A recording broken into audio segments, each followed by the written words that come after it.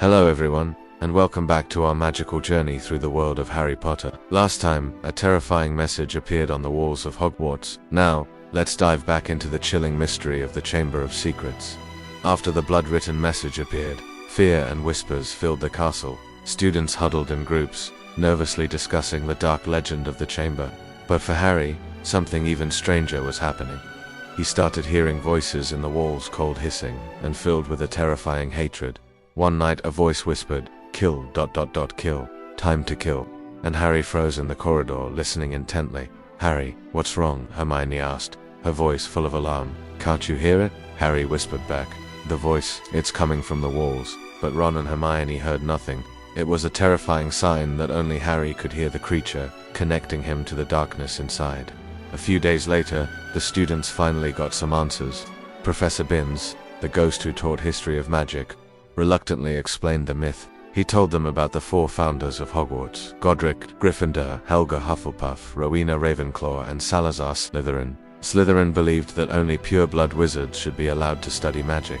When the other founders disagreed, he built a secret chamber deep inside the castle. He sealed a monster inside, a monster that only his true heir could control, to one day purge the school of those he deemed unworthy. Hermione's eyes widened. So if the chamber has really been opened, she realized, then the heir of Slytherin is at Hogwarts right now. Fear quickly turned into reality. One evening, as Harry, Ron, and Hermione were heading back from Quidditch practice, they found a horrifying sight. Mrs. Norris, Filch's cat, was hanging stiff and lifeless from a torch bracket. Her eyes were wide and glassy, as if she'd been turned to stone. And beneath her, the same chilling message glowed: "The Chamber of Secrets has been opened. Enemies of the heir, beware." Filch arrived and immediately accused Harry, screaming in rage, You killed my cat." But Dumbledore appeared, his presence calming the chaos. "She is not dead," he said gravely, examining the cat, "only petrified."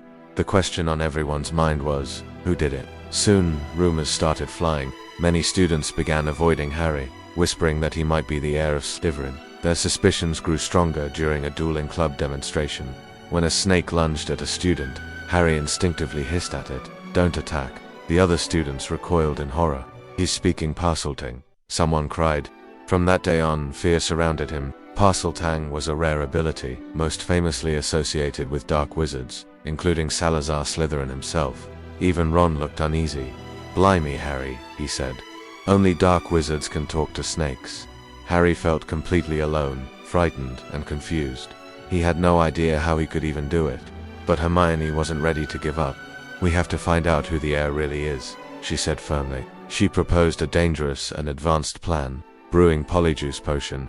This potion would allow them to transform into Slytherin students and sneak into their common room to gather information. Ron was shocked. "Hermione, that's illegal," he protested. Hermione just gave a slight, determined smile. So was Di and Ron. So, their secret mission began. The three broke into the restricted section of the library and stole the recipe. They chose Moaning Myrtle's abandoned, gloomy bathroom as their secret brewing site. For weeks they worked, gathering ingredients like lacewing flies, leeches, and powdered bicorn horn. The final, and trickiest ingredient would be a piece of the person they wanted to transform into a strand of hair. Hermione guided them tirelessly. "Once we drink it," she explained, "we'll look exactly like Slytherin students. Then we'll find the truth." But before the potion was ready, the attacks continued.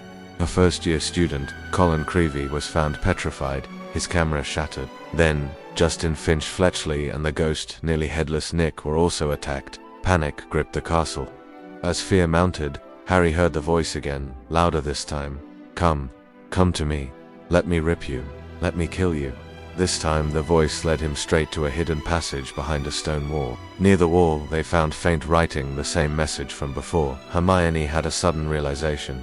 "The creature, it must be using the plumbing," she whispered. "That's how it's moving through the castle, undetected." Harry finally understood.